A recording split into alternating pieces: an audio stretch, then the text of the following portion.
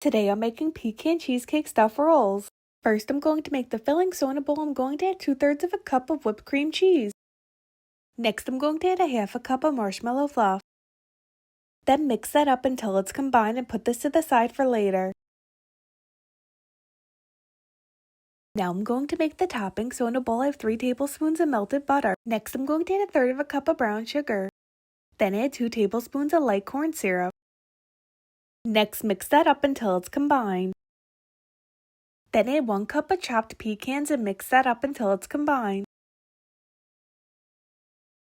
Next I have 6 Hawaiian rolls in an 8x8 pan. I'm going to use the back of a spoon to poke a hole in each Hawaiian roll.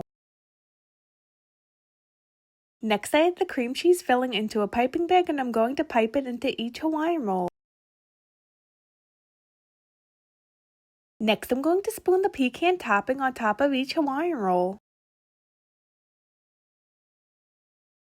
Next I'm going to cover this in foil and bake it at 350 for 15 minutes, and after the 15 minutes take the foil off and bake it for another 15 minutes. Here's an up close look at the pecan cheesecake roll.